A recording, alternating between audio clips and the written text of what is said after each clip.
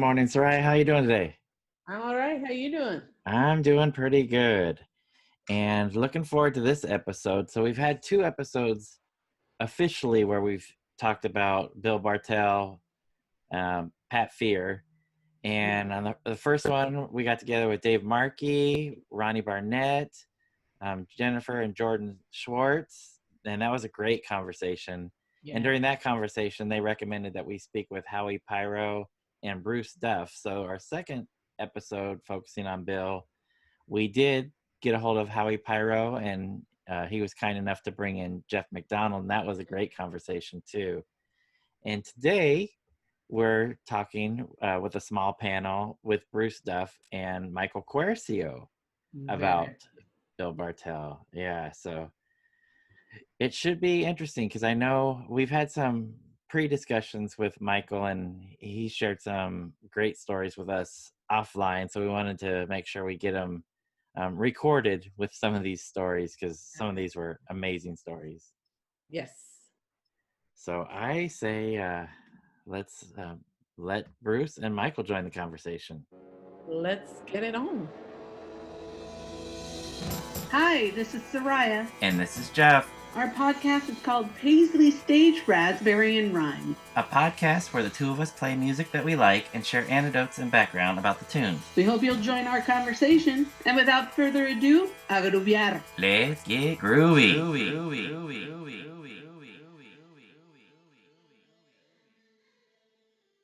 Yay! All right, right on time. Here we go.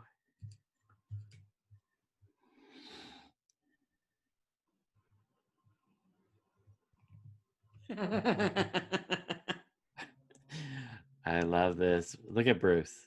Bruce's is perfect. Yeah. I need that. Where am That in You're my up there, and I? Technical I don't know how to difficulties. change that one. I'm sorry right now. Can you see me? No, No, we see the technical See the difficulties. technical difficulties. All right. Should be. There we are. Hey, there we go. How you doing, Bruce? I'm all right. How are you guys? We're doing great. Look at that collection behind you. Oh yeah. We try not to show there's an area right over there where my wife has a workstation. She has like a Etsy store that's fairly successful. So what used to be a dining room table is a pile of shipping items. So Nice. it makes us look a little it looks a little Addams Family no matter where you are in here. So that doesn't matter. Nice. And do we have Michael?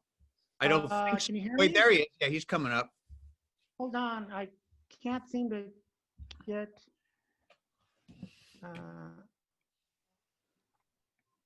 I may come. There I am. Oh, there's Michael. Is it all happening? Hello, Hi, Mike. everyone. Hi, Derek. Hello. All right. Hey. Well, we're so glad to have you both on. We've had a couple discussions about Bill Bartell in the past, and both of your names came up of people that we need to talk to if we want to learn more about Bill Bartell. And for our listeners, of course, you'll know Michael because Michael's been on the show before. Michael of Salvation Army, The 3 O'Clock, Jupiter Effect, Permanent Green Light, Imperial Butt Wizards. We've talked with Michael about game theory and some of the production that he's done. But we wanted to welcome you back, Michael. Thank you so much for coming back. Thank you for having me. Can you hear me? You can hear me? We can hear you. Okay. And you Okay. look fabulous, too. Oh, thank you, Derek.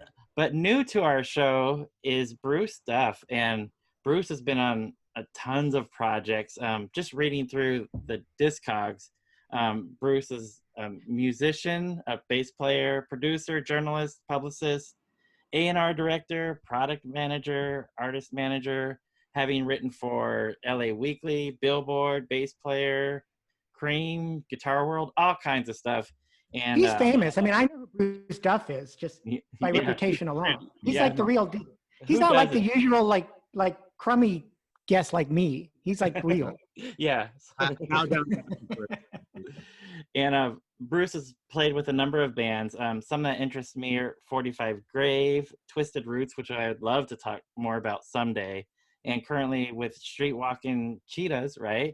And speaking of Street Walking Cheetahs, Bruce helped produce a video Flatten the Curve, which is really fun, and brought in some of the people that have been on our show, Stephen McDonald, Melanie from the Pandoras. So if you haven't seen it, go watch Flatten the Curve, FTC, a video about what we're dealing with the pandemic. Very cool. So Bruce, we wanted to In welcome. August, at least in April, it's Bruce still in the out. original? October and November. It's horrible. Were you in the original We thought 45 we grave, thought we were. Bruce? I'm sorry, what? Were you in the 45 grave, like 81 era, 82? No, I was in the band like 83. I think I want to say it was either 82 going into 83 or 83 going into 84. Because I was opened for 6 months. I basically. opened for at the Whiskey. It was a Salvation Army and 45 Graves. So I'm not sure if maybe I I tried to would stage not do it. that. I think that was before me. Okay. Very cool. So Bruce, welcome to our show. And you were saying about the video? Oh, just that, it was like one of the first things I did when we all were in lockdown, and like we were rushing to get it out, which we're trying to get it out in March. We finally got it out in April, and we thought, wow, we just got it out in the nick of time. And, it's November and we're still in the same boat. So it's just kind of a joke. That's all. Yeah. That's a fun video. Yeah. And Very- yeah.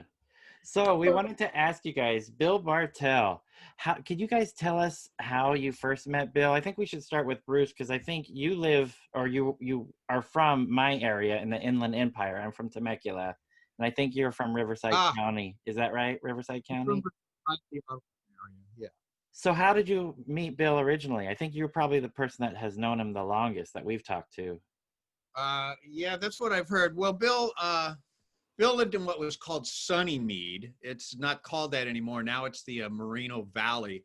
But back then, at the end of the 70s, going into the 80s, it was, kind of like the Valley was in I guess, the 50s or something. It was still pretty spread out, a lot of ranches. It wasn't like tract homes and miles of like it is now, like a valley, urban area.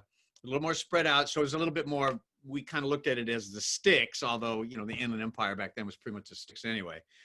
So at the time, I worked at a guitar store teaching guitar and bass in Arlington, and a fellow I knew started this rock magazine in Riverside. He was just a couple years older than me, but he had this bilingual Spanish American free magazine that was supported by advertisement that came out in the 2 Riverside barrios. And these 2 barrios were always button heads and gang fights and all this stuff. And he's like, we're all Chicanos, let's get along. And so that was sort of the concept of his magazine. And it was a hit. Well, he was also like a guitar player and a music freak. He came into my store one day and goes, hey man, my magazine's a big success. I'm going to start a rock magazine. Will you edit it? And I knew the guy, and I just kind of looked at him and went, sure. I didn't know anything about how magazines were made. I'd never written for one, never took journalism or anything, but we did it, and it sort of took off locally. So one day I'm at the store, and I get a call from this kid. It's Bill Bartell, and he says, hey man, I dig your magazine. I want to write for it. How do I do that? I go, send me something. I could use a record review. I think I signed him a Ramones review. He sent it in. It was great. And this was kind of near the end. We did 6 magazines, and then the thing sort of fell apart. The guy tried to sell it to another publisher and a bunch of boring stuff we won't get into. But Bill actually wrote for the very last magazine we did, which was the 6th one. I have it here. This cover story, Cheap Trick, he wrote. And then down here there's a little tag, Roxy Filming. That was a Devo shoot, and he wrote that. And then his Ramones review is in here. Something kind of funny I found when I was looking in this last night. Let's see if I can find it real quick. So we had a classified section, free for bands and stuff. The first ad reads, young original band looking for new drummer. Our market is larger than Riverside area, and we're looking to make it. No top 40, country, or funk. if interested and qualified, call Bill or Marty. So that was those guys Oh, wow. getting their first band together. So yeah, so that would have been the end of '78, and that's how I got to know Bill. Wow. Wow. That's been a while. So Michael, how did you first meet Bill or learn about Bill? You Do know, you remember? I met Bill originally through Jeff and Steve from Red Cross, Oh, who okay. I was hanging out with. Well, they're from the same area as me here up in South Bay, and he was like a friend of theirs, and he just kind of trying to think became like, I started being a friend of mine, and he would turn me on to music and things. I remember he's the one that turned me on to Os Mutantes. Oh, yes. And he pretty much was the only person in the country that knew who they were. And he pretty much single-handedly, I think, opened them up to the American psyche, because he just grew up apparently where Bruce was saying, and apparently he had Brazilian neighbors who had their first record. I think his sister had gone to Brazil on some sort of trip and brought the record home and said, "You'll Oh, like is that what it was? Okay. Oh, it." I wow. think so. Yeah, Yeah, and so that was- he, Anybody that knew Bill, one of the first things he talked about was Os Mutantes. It was just like a crusade from when he was very young. yes, he gave me a cassette, and then we all went on a trip to Las Vegas with it was this huge. We all got on a plane to go see the Bangles and the Go-Go's at Caesar's Palace, and this would have been like 84. This is pre-Prince. This is when the Bangles' first Columbia album. This is before the Prince thing. So they got a gig opening for the Go-Go's. And so we all thought that'd be fun. Why don't we all go and go see this? And so we all got on a plane. It was just all of the Red Cross guys and me and the other guy from 3 o'clock. He was dating Susanna Hoffs, and was she was, we all went to go, and we're just all on. And Bill Bartell was part of this entourage, and we all hung out at Caesar's Palace. We all slept on the floor of, I think, the guys in Red Cross room or whatever. I remember, I think Bill and I and Sue. Bill always just seemed to be able. He was that guy that just seemed to be able to be at the right place at the right time. Like we're all going to have dinner, so it's Bill Bartell and me, and I think Jeff and Susanna Hoffs, and then who shows up? We're all at the table going to have dinner in this little restaurant in Caesar's Palace, and who walks by but Belinda Carlisle and the guy from the Calvin Klein ad. Calvin Klein ad was the muscular guy that's lying on a rock in his underwear. Right. The picture was all over the 80s, So it's him. So they just say hi, and then they sit down and they have dinner with us, and they're all coked out. And I don't remember Bill Bartell ever doing any drugs at all. I don't think he was into drugs. I don't even think I ever saw him drink. Wow. He was Sam- into Diet Coke. Diet Coke, okay. So I remember No, that. I don't mean. Go ahead. He took Diet Coke at level, so other people took heroin. But it was just music. No, I'm not trying to be funny. A lot of people think that's what killed him. Oh, wow. That's why he had diabetes and stuff. Diet Coke? I didn't realize, because I was actually on the road with him for a week in Spain, and he would drink like 2 of those, whatever they are, gallon plastic bottles of Diet Coke on a van ride. And and by the end of it, he'd be like a fly buzzing around in this van. And everyone was like trying to calm him down. Like, it was crazy. When you saw it up close, it was kind of alarming. So, Wow. So like the 2-liter bottles, right? that was his choice. Caffeine. But he looked down on all other drug use and alcohol and all that. Yes, I remember he did look down on alcohol and drug use, and he was just wild and fun, and I could go on. I don't know. Why let Jeffrey take the conversation to where you wanted to go, Jeff? I don't. So That's how I met him. Yeah, so we were very curious if you guys remember stories that kind of describe who Bill was to you guys. So Bruce, you knew Bill early.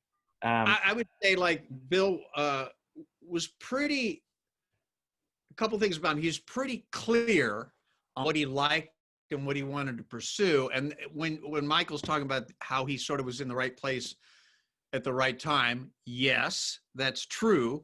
And I think Bill deliberately placed himself in those places. He knew what he dug and he knew who he wanted to get to know, and he would just insert himself into those lives. Just like, I don't know how he found out where I worked, but he found me and got on this magazine, and he just kind of made things happen. I have here, you might not know this, Metal Massacre. Which one is this? 4. Oh yes. No, 3. This was a series of records Metal Plate Records made.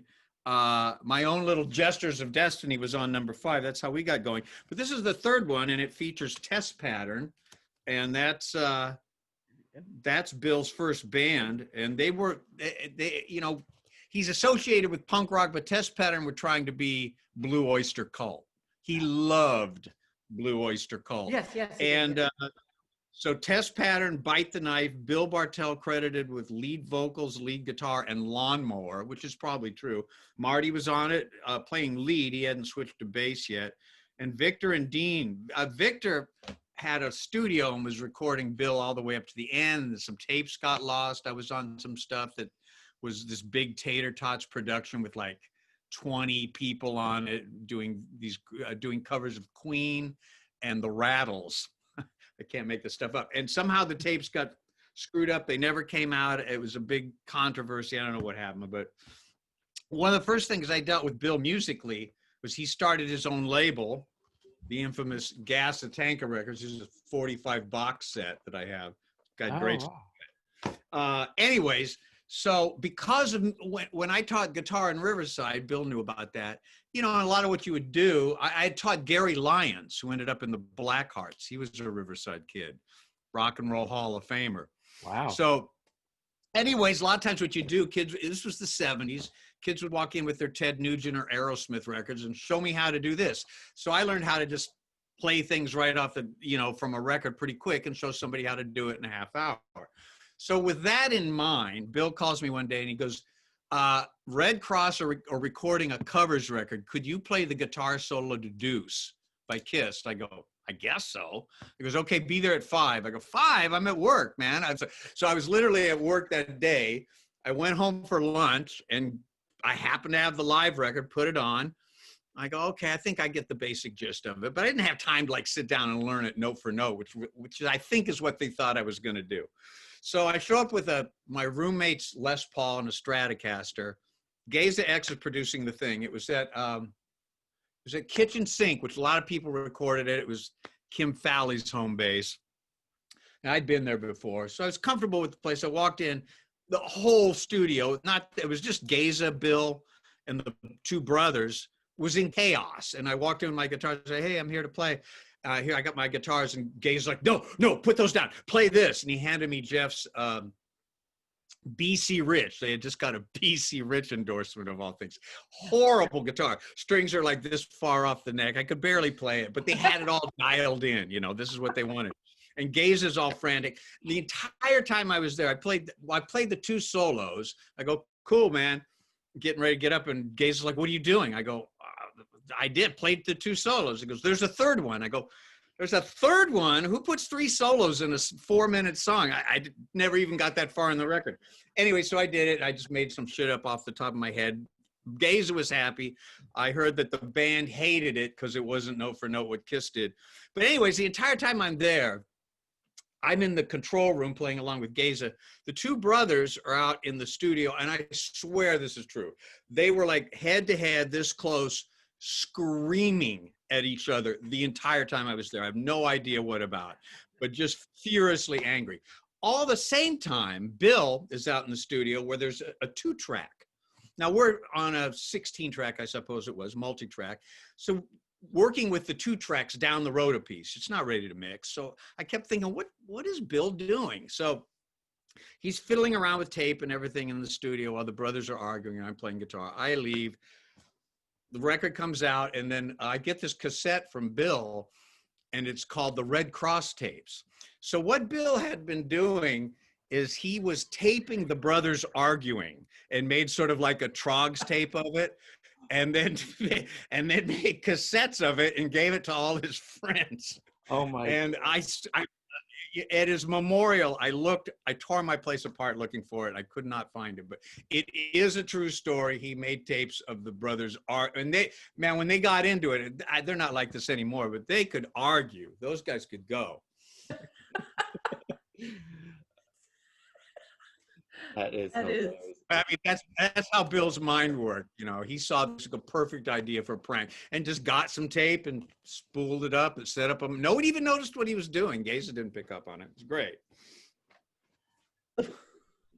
That's hilarious. So, Michael, you were a part of Tater Tots as well. Did you have any kind of experiences during your recording of the Tater Yes, Tots? before the Tater Tot, big.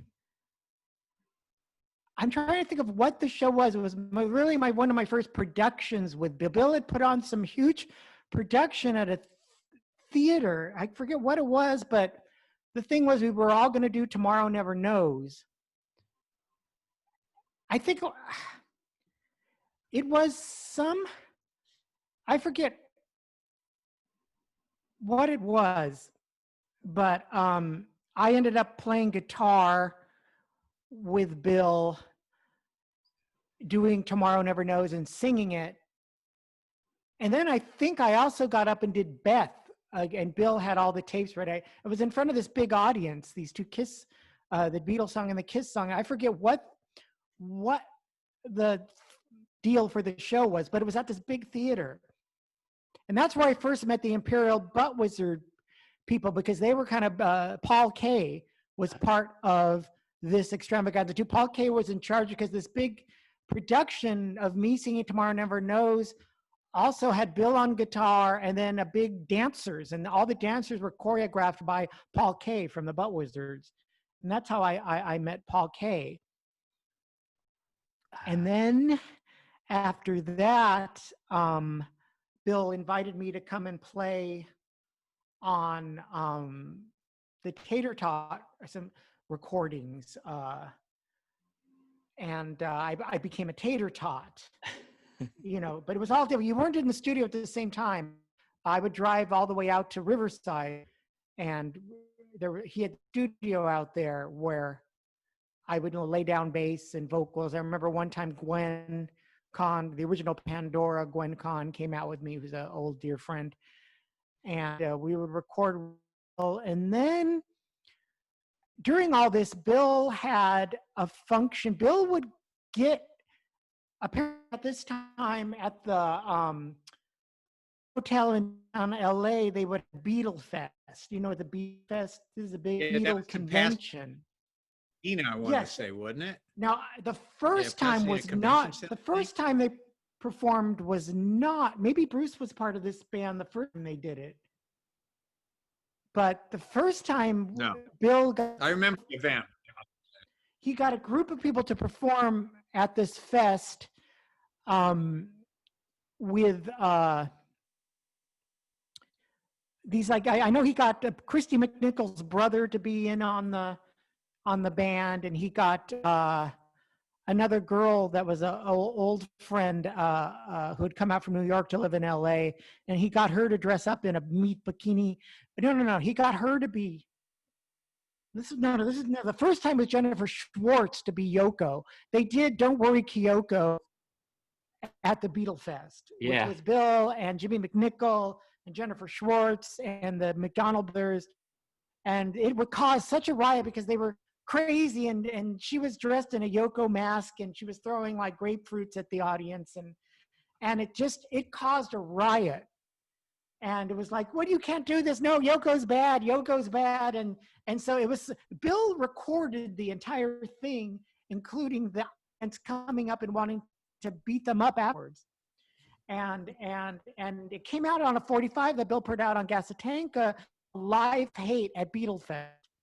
which I still have in my collection. And it's just performance, and then the audience coming up and some guy trying to punch him. And it was called Live Hate at Beatle Fest because it was hate.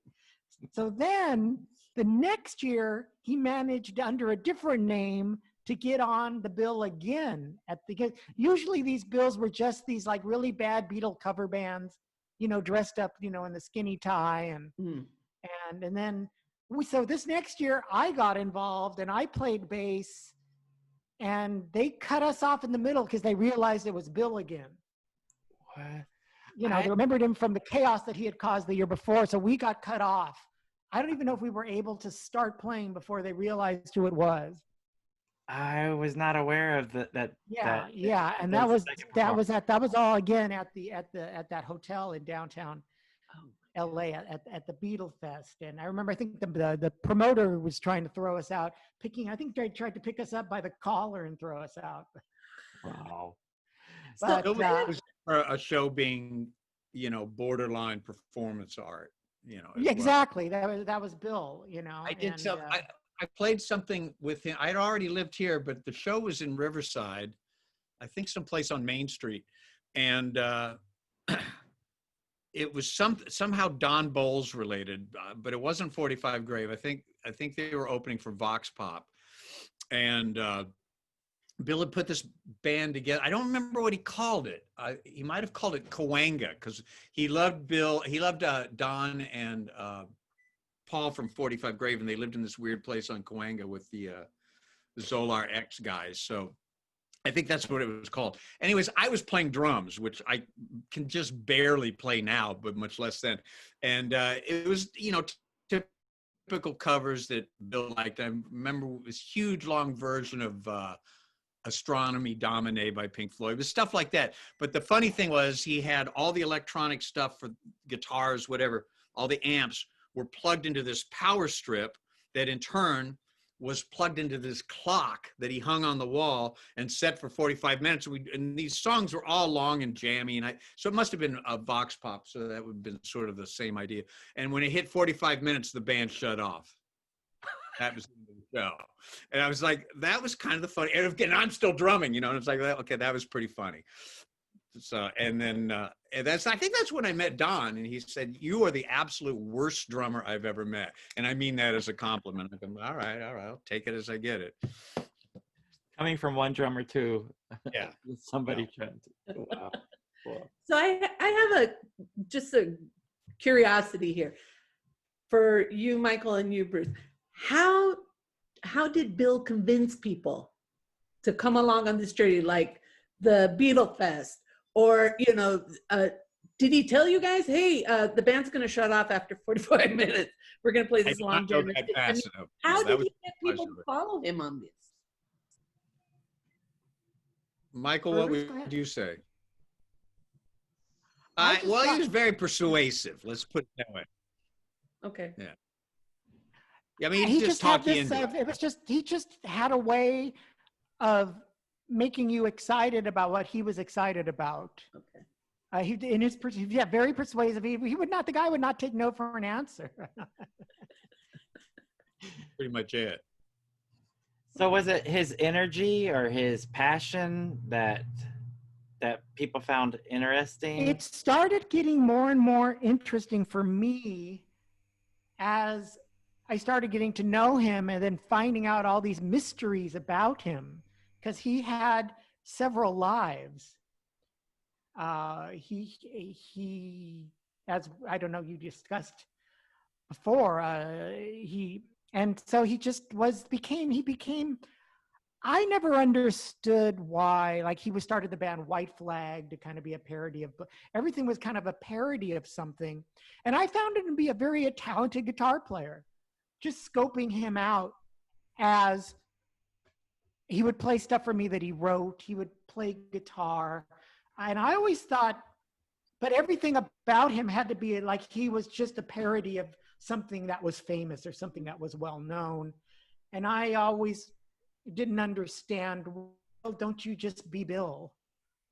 Why does everything have to be kind of this, but he would put a wall up because I would get into these discussions with him. With me, he would put this wall up. Nope, sorry, I can't tell you these. I just do what I do. And I never knew he was a policeman. I Yeah, mean, he how the kept that hell up did he back. find time to fucking become a policeman? You know, I mean, where the fuck did that come from? You know, I mean, the guy was just like, whoa, you know, you just think he's this rock, you know, sycophant, you know, but no, he's like a motorcycle officer. It's like, it's like, what? Maybe Bruce would know more of this mystery. You know, he definitely kept that separate. There were, like you said, there were different sides of him. He kept them separated out. And when he was dealing with music, you'd talk about music, and he was kind of a musicologist. Like when you see things like the White Flag record, that's a replica of Surrealistic Pillow. He would do those kind of, you know, art things all the time. But then take it on his own spin. He would never just cover something, or if he did cover something, he would make it so identical and then that would be sort of hookup. But I forget I think it was something really insane, like Strawberry Fields or something, and he did it at one of his studios in Riverside and just kept putting stuff together on, I believe it was on a Ford. It wasn't on like some elaborate equipment. It was sort of like a 4-track or something like that. He goes, hey, check this out. I did that. And I go, where'd you get the tapes? He goes, I made them. And I'm like, okay. And, you know, so he would do things that were seemingly impossible as well. So, I mean, he was into it, but, you know, he had his secret lives and he kept that stuff away from, you know, if I'm sure his policeman friend must have respected him, because I remember when he passed away, his house, however this happened, neighbors or people keep an eye on it or whatever. I mean, like within a week or two after he died, somebody broke into his house and stole guitars and stuff. And his cop brothers got that settled out really fast. So, I mean, and those are all people none of us knew. I think the link between all of that, if I had to guess, was his older brother, who was an attorney, and Bill used to work for his brother in later years, just kind of watching people like an investigative guy. Sit in the car and stake people out for his brother. Wow. So I think that was the connection to the law enforcement world, I think. Wow. Yeah, so you guys mentioned the fact that Bill was a police officer. And when we spoke to Jeff McDonald, he suggested that we reach out to the Beaumont Police Department, which we did. And I was able to get in touch with a Captain Carl who knew of Bill but didn't know him personally. And he was telling me stories that, oh yeah, Bill used to be a punk rocker. Bill was a rodeo rider, stuff that we already knew, but we wanted to find out more about how Bill was as a police officer. So Captain Carl contacted this Facebook group that they have, which is the Beaumont Police Department Old Timers Group, because none of the people that are on the force now worked with Bill. And it turned out that this Lieutenant Van Buren used to work with Bill, but he didn't have a whole lot to share with us. So we were hoping to bring him on too. But Michael, you shared a story with us that confirmed that he was a police officer, where you ran into a fellow officer in a restaurant. Oh, I think you're on mute. Can you guys hear Michael? I can't, no. Oh, we can't hear you, Michael. Yeah. Something happened with my mic. Hold on. Oh, there we go. Now we can hear you. Okay, you can hear me? Yeah. Yep. Anyway, it was still a mystery at this time. I was playing in the Imperial Butt Wizards with Paul Kay, and Bill was a bit of conversation, because he was such a mystery, and we wanted all these. There were so many rumors about him, like the rodeo rider but the policeman thing was a mystery, and I was like, no, he's not a policeman. I mean, like, how could he be a policeman? I mean, all us rock people were just rock, you know, knowing somebody that had that many, you know, when did he become a policeman? You know, anyway, so When did he? I was out on an antique, we were like junk collectors, record collectors, antique collectors, Paul and I, and we were out in Beaumont on like gonna go visit some antique stores out there or something, and we're at like a Denny's or something like that having lunch, And there is a motorcycle cop having lunch a few tables away from us. And of course, Paul was such an instigator, Paul K. And he's like, Michael, go up to that guy and ask him if he knows Bill Bartell. So I'm like, okay. So I acted like I was going to the restroom. And when I walked back, I saw the officer and I stopped. I said, excuse me, officer, I'm sorry to interrupt your lunch. And he looks up at me and I'm like, I've got a friend on your force. I'm just wondering if you knew him. His name is Bill Bartell. And right away he smiled and he goes, yeah, I know Bill. Yeah, I don't know if he's working today, but yeah, I know Bill. And I'm like, well, just please tell him Michael said hi. And I walked back the table. I'm like, you're not going to believe this. He knows Bill. So somehow, my. I don't know if right away when we got home, Paul called the McDonald brothers or did the word got out, but Bill Bartell, I get a frantic phone call from Bill Bartell like the next day or something. What did you do? What did you do? Who did you talk to? I'm like, I'm sorry, Bill. We saw a cop we were in Beaumont and a cop was having lunch and we How asked do him you if know he it was was you? I think the McDonald brothers called Bill and said, hey, Michael Quercio went up to a cop in Beaumont and asked if he knew you. So Bill called me frantic and angry, frankly. And I said, Bill, no, I just asked him. I didn't say anything. You know, the worlds collided that weren't supposed to collide. And it was a 2-second conversation. All I did was ask if you knew him. I didn't say how I knew you. I just said I was a friend. You know, the whole conversation didn't take 2 seconds, you know, and then I can't remember what else Bill said, but yeah, Bill was angry. So the cat was out of the bag that Bill was a cop. And apparently I outed him, which I don't think Bill ever forgave me for, really. You outed him as a cop. I outed him as a cop, which I actually thought I was going to go up to this cop and this cop was going to say, I don't know what you're talking about, you know, because I thought the rumor was preposterous. And no, it was true. I knew that Bill had a fetish about uniforms. Like he had a complete Mountie uniform. A Canadian mount. He had I don't know how, if I had gone to his house or why, my memory's all foggy, but I had seen this collection of he had like the white Navy uniform in his closet. He had this whole, and they were all in like plastic, like from the dry cleaner or whatever, but he had all this collection of uniforms. And so I just thought that the police thing was just because you would see pictures of him. He would do like there were already pictures of him in the cop uniform that he would pose with, you know. I thought, it was a joke. It was just from this collection, but apparently the cop one was real. Wow. And then he but he was always a fan of mine. And then when I got Permanent Green Light together, we did a demo and he heard the demo and he got us the contract with the Gasatank Dutch East India, you know, and he put all that together and he was really supportive and got us our album and got us an insanely good contract where we got our rights back in 5 years. And he was just really, when he got behind you and he liked you, man, he was your bulldog. He got us we went and played New York and did a convention there. I think it was whatever that music convention. And he flew out with us and got us and the hotel and the plane. And the guy could do anything. He was amazing. Wow. It sounds like if there was something that he wanted to promote or pass out to people or get behind, he was very, very passionate, right? And he seemed to just be able to do later as I put it all together in later years.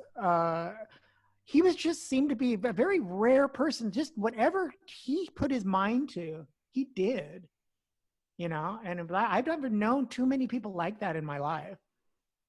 Pretty amazing.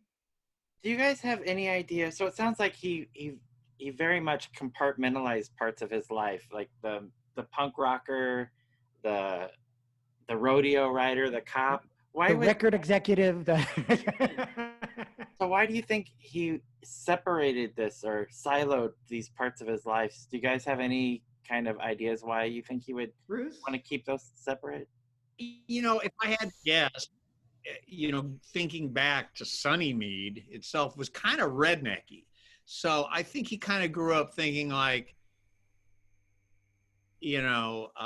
rock people don't need to know I'm a cop. Cops don't need to know I'm gay. These things don't need to intermingle. And most people, he probably was aware that there wasn't another gay policeman, record exec, rock star, big in Spain around. So he just figured like, I'll just be my army of one, and whoever I deal with in whatever, avenue, that's that. And he just kind of kept it all separated. His sexuality, he was very, coming from that area, I kind of see the logic in it for sure. Okay.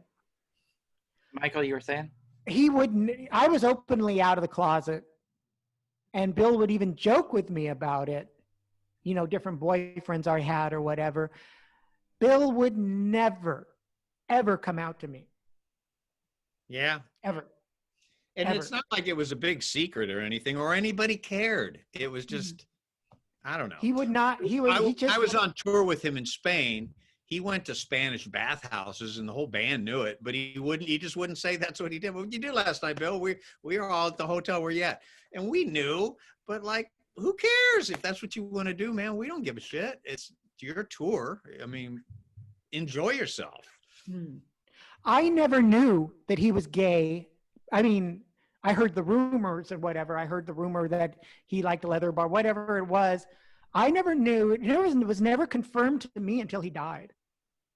That's how much he was like, just. I mean, I got the advanced newsletter when, so I met him tail end of 78. By summer 79, I moved to Hollywood.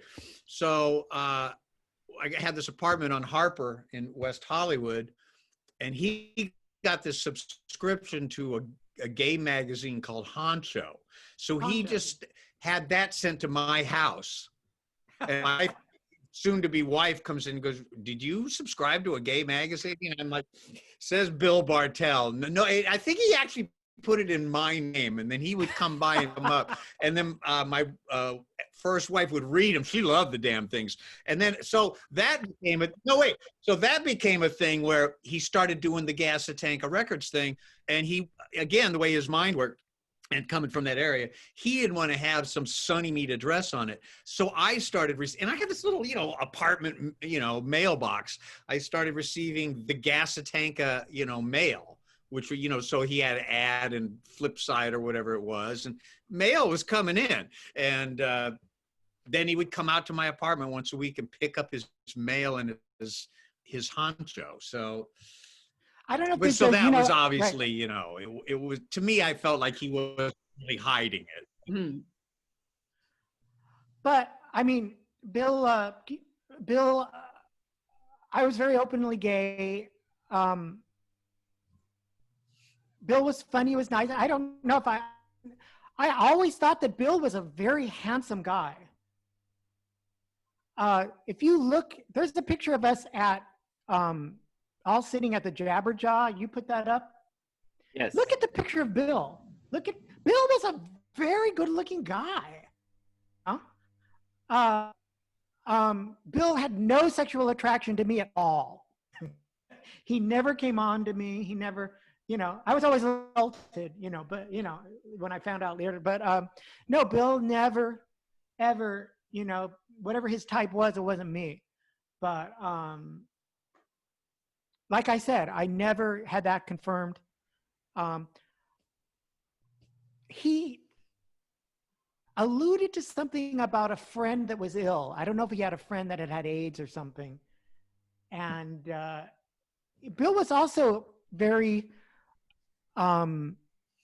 curious that I had stayed a devout Catholic, where he had been brought up that and pretty much rejected all that.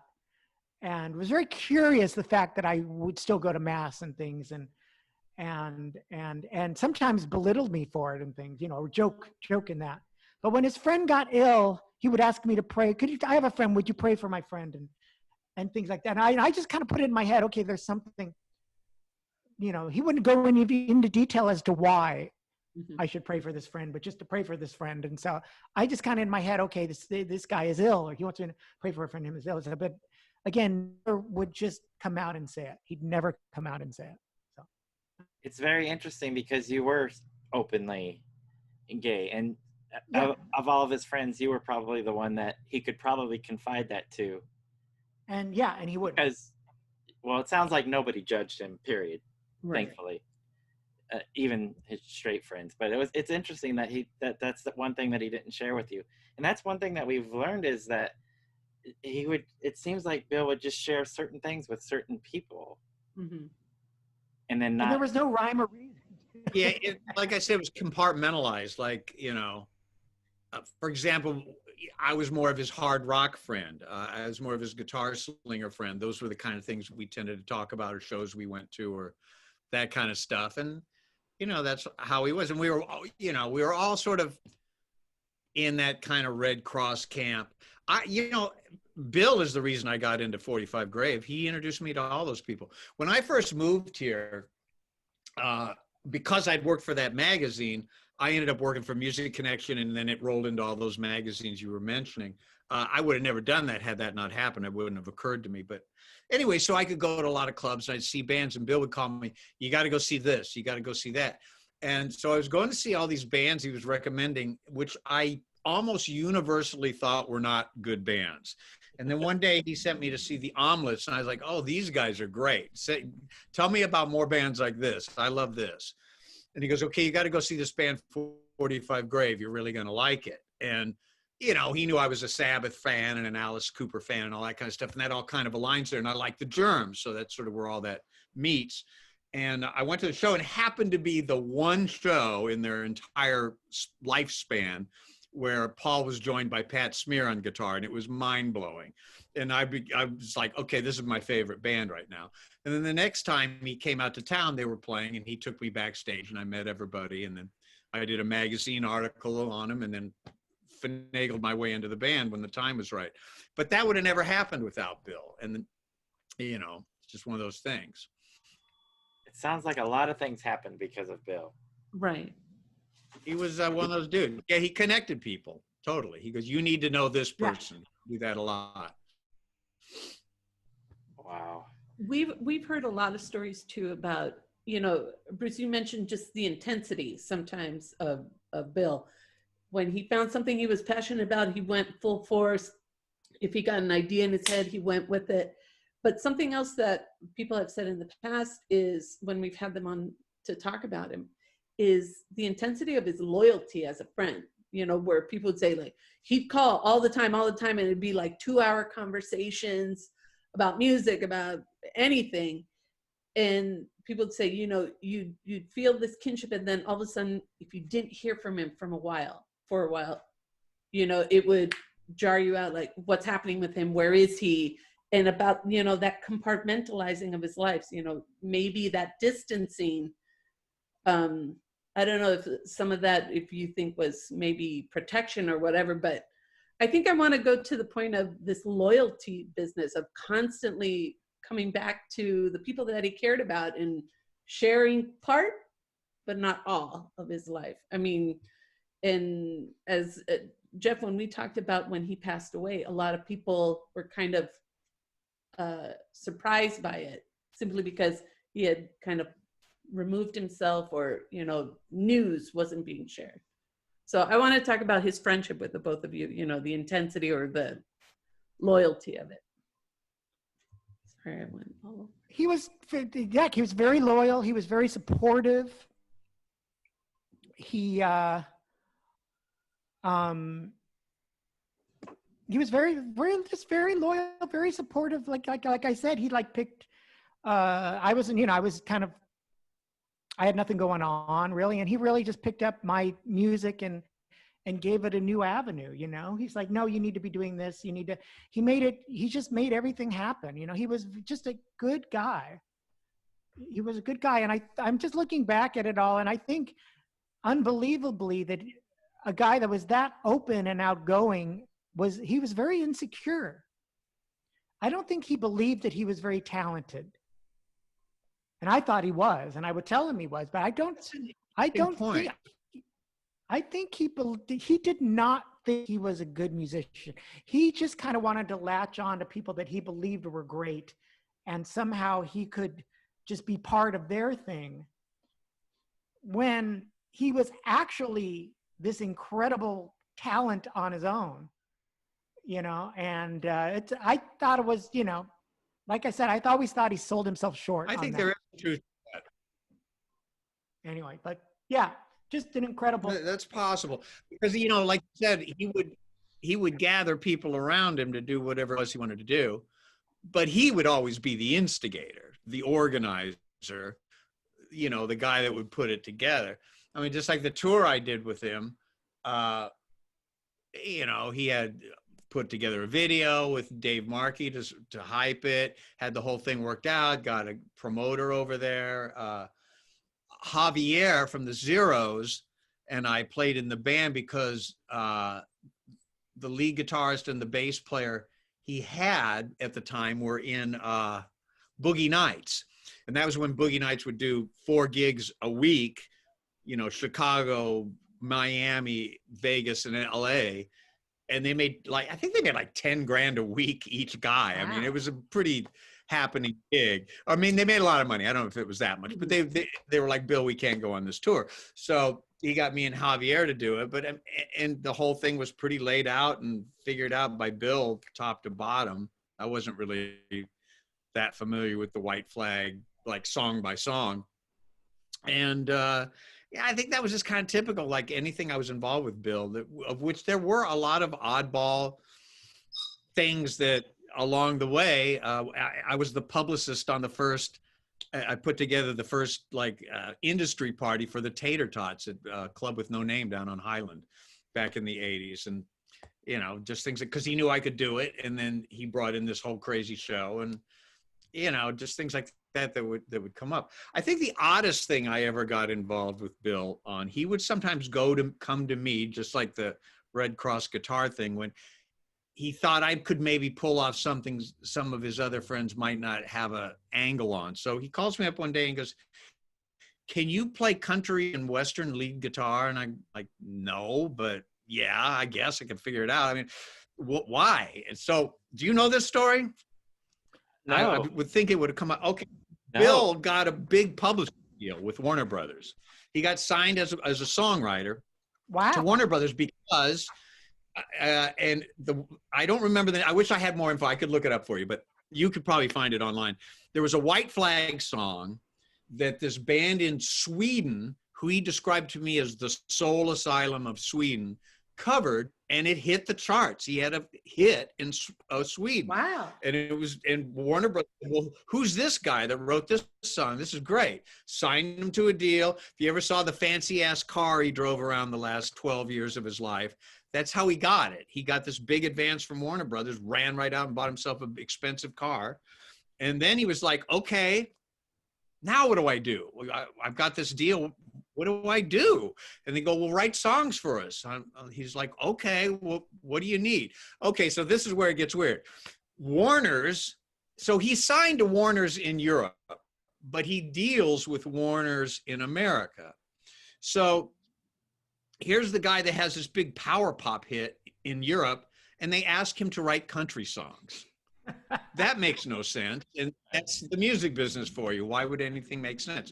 So he's like, well, but Bill, being Bill, was like, well, fuck, I'll go for it. So he starts digging into country and Western and like, what do I like? What makes sense to me? And he lands on Brooks and Dunn because to him, that's the Kiss of country music. They're coming on stage and they got steers and a big setup and it's a whole farm is on stage and it's a big show and one guy can't sing, so they run him through a bunch of gadgets and it's just the whole thing. And he takes to it.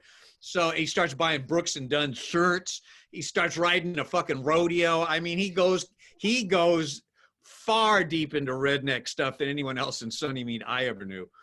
And so he calls me up, let's do some country. You got anything? And we started writing songs together, which went nowhere. I was working for this company that did some placements and stuff. I went to the country guy. I go, why is this stuff failing? To which he said, it sounds like rock guys dumbing down, which I thought was, wow, okay, you're probably 100% right. But I mean, he went into it, and then he took me to we went to see Brooks and Dunn at the, I want to say it was Long Beach Arena. He got us on the list, and it was a total Bill Bartell production. I mean, he had the whole outfit, the hat, the super expensive cowboy boots, and he wanted me, I go, I don't have those clothes, man. I can't look like that. And we got backstage. You'll love this. He said, he called somebody in, I think Reba McEntire was the actual headliner. It was a co-headliner with him.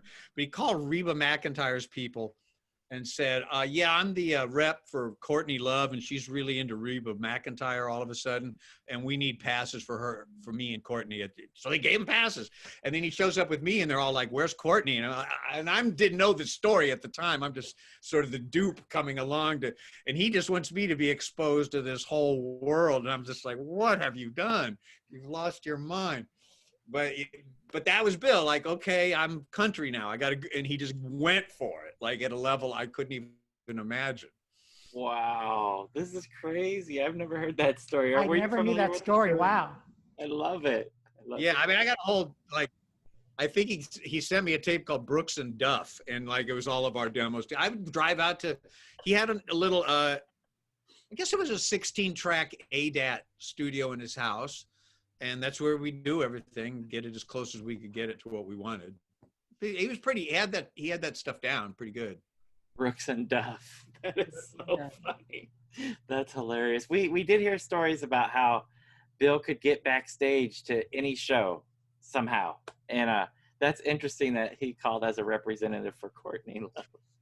I know that he Kiss and Simmons, and I remember a story where I was a big Kiss fan, and he would talk to me about Kiss, and I would tell him how that song from Hotter Than Hell, Going Blind, is such a great song. And I go, God, that's a perfect pop song, Bill. I wish they would do stuff like that. And then, I don't know, months later, Bill's like, oh, Michael, do you know that I told Simmons what you said about I told you, I got Gene Simmons, I got them to do that on some European television show or something. What? So they had gotten back when they had gotten back together for the Psycho Circus period. He got them to go on blind, So did he say? And he told me that you're the one that gave me the idea to go tell them to go do that. So I was like, wow, Bill, thanks. That's great. Is that a link to why the Melvins covered Going Blind? Probably. That's Bill. See, so many connections. So just weaving. Yeah. through. So we've heard that Bill was a pretty big prankster. Were you guys ever the victim or participants in any pranks that Bill was playing? Pranksters were, Jeff and Steve Arnold were the king pranksters. So I don't know if they had anything to do with Bill's, but Probably. they were the kings of calling people up and like making you believe it was some famous person. They would punk people all the time. I don't know if Bill got it from them or because they were. So what about you, Bruce? Well, one thing that kind of ties, I wouldn't say it was a prank, but you're getting any kind of show. Like after I moved here, I got a job working at the print shop that did all the Troubadour tickets because I knew that guy. I just needed to make money. So because I was at a print shop, Bill bought me this, these, I don't know how he got somehow he got a thing that was the actual replica of the deal, but I was printing for him forum passes. So like laminated forum passes. But the trick was that the forum would change the color all the time. So you couldn't just like show up with your old forum pass and get in. So he had a rainbow of them from me, and he went to every show backstage free through the Forum Club. Wow. Wow. So he just used the passes that you had printed up and in a Yeah, variety of colors. it was his idea. Go, these will totally get people into the forum club, and so I was like, all right. So I put. I mean, I could usually, because of magazines and stuff, I could usually get on a list, and I didn't really want to be busted with bootleg passes. But he never got caught. It always worked, and he'd get whoever he needed backstage. So Wow. it was actually, I'm surprised more people didn't do it when I saw how easy it was. But that was another thing he thought of.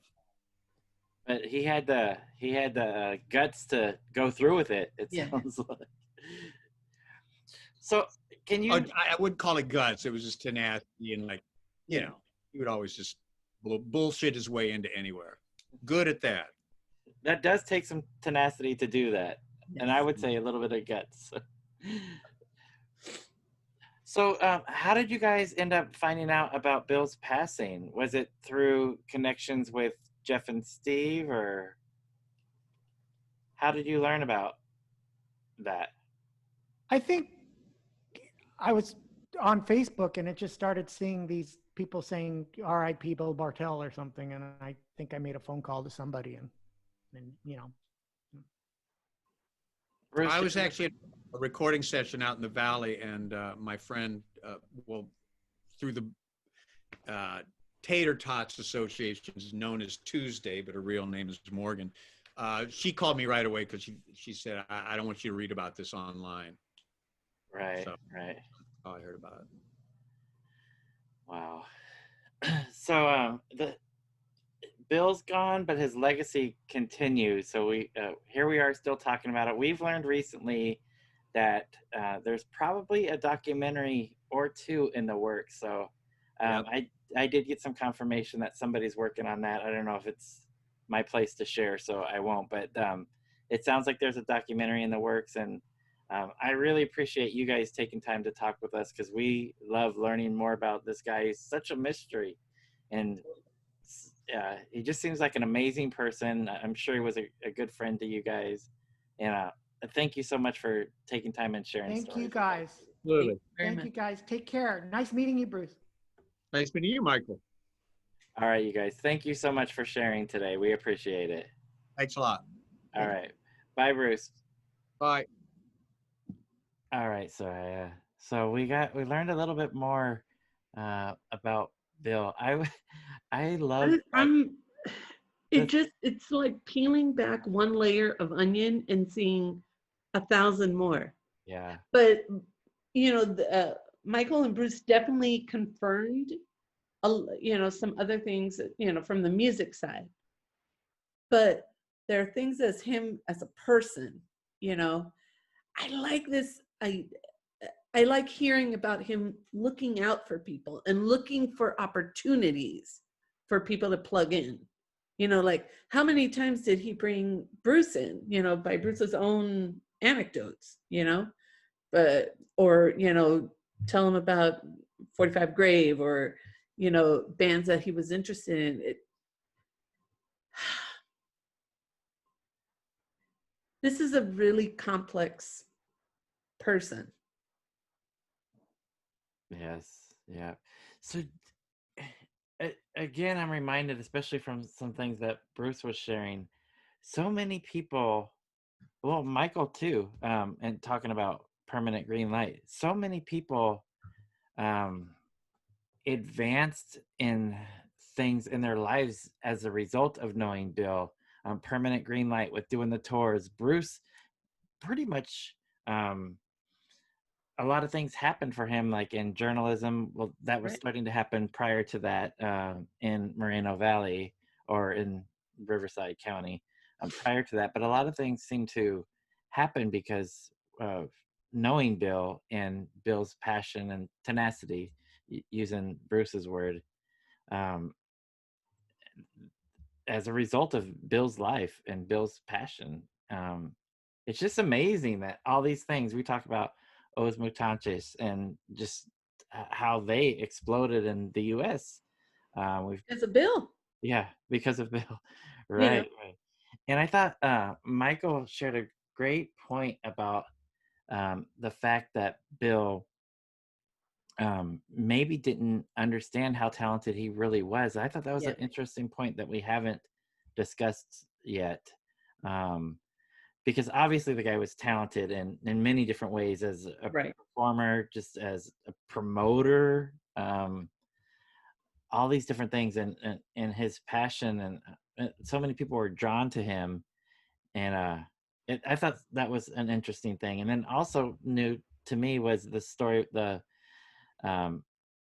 what Bruce was sharing about the country and Western, and him being being brought up as a writer of country and Western songs. Signed to Warner, Warner Europe, based on a cover of a White Flag song Right?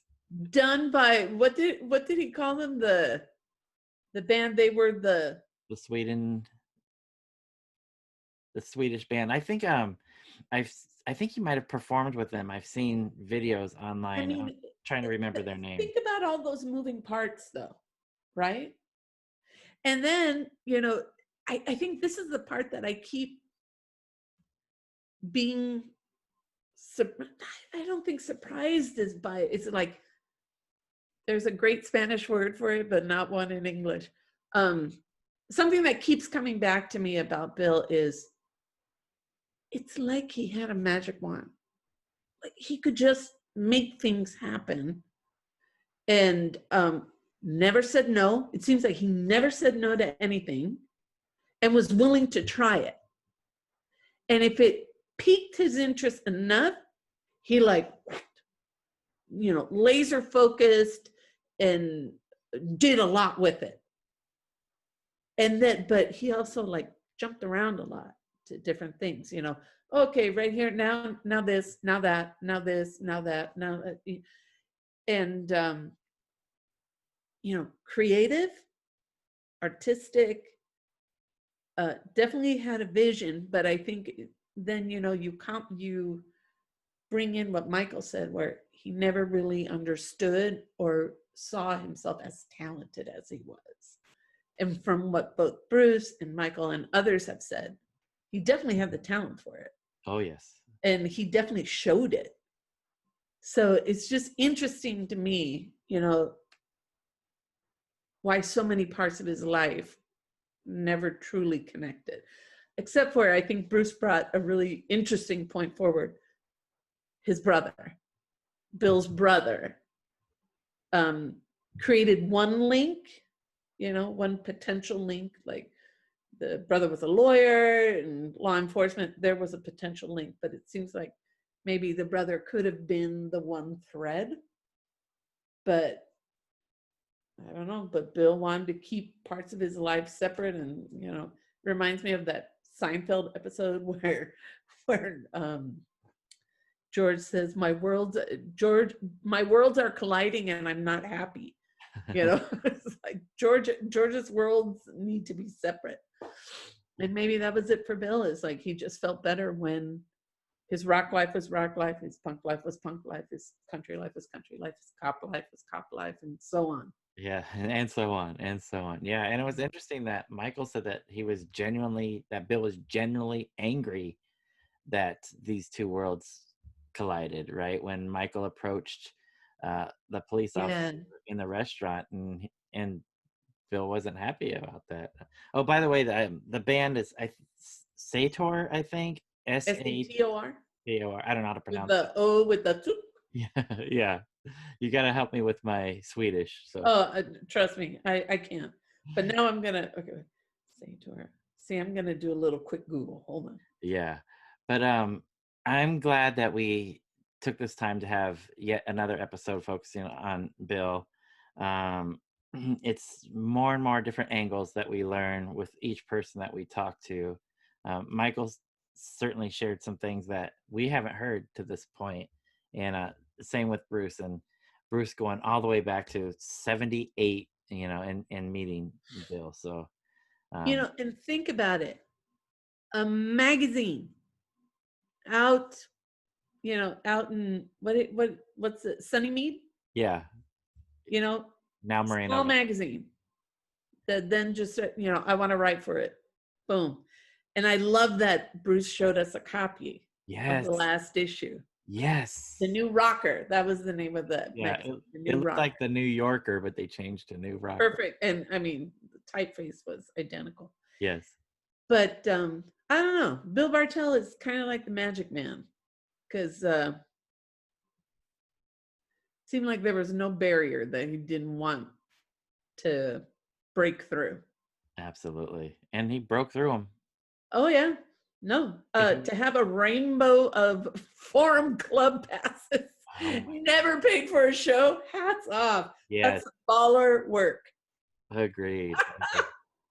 But I mean, we've been really fortunate to have now 3 shows on Bill Bartell. Yeah. And I think we're still scratching the surface. Yeah. So I am really looking forward to this documentary. So I spoke to somebody who's who's had the project green lit. So again, I don't think it's my place to share who is working on this yet, but it sounds like there is going to be a documentary or two. Even Dave Markey had mentioned he was thinking of one too. This is the person I talked to was somebody different. But it certainly seems like good documentary material. 100%. And maybe we'll learn more. Yeah. Oh, I'm certain that we will. Yeah. And it's unfortunate that we couldn't get somebody from the Beaumont Police Department. It looked for a little bit like that was going to happen. I had a couple contacts and talked to a few people, but in the end, it sounds like nobody wanted to share with us other than what we already knew. So that didn't help. But it has been verified that he was a police officer, and Yeah. hopefully when this documentary comes out that we will get to learn more about Bill, because this has been a blast talking to the people that we've talked to. We got to know a little more about him as a musician. I'm really intrigued what these documentaries can uncover about him, the rodeo rider, Yeah. the cop. I mean, there's a lot to go. So Yes. for now, I say gente a gruviar. Groove on, Paisley people.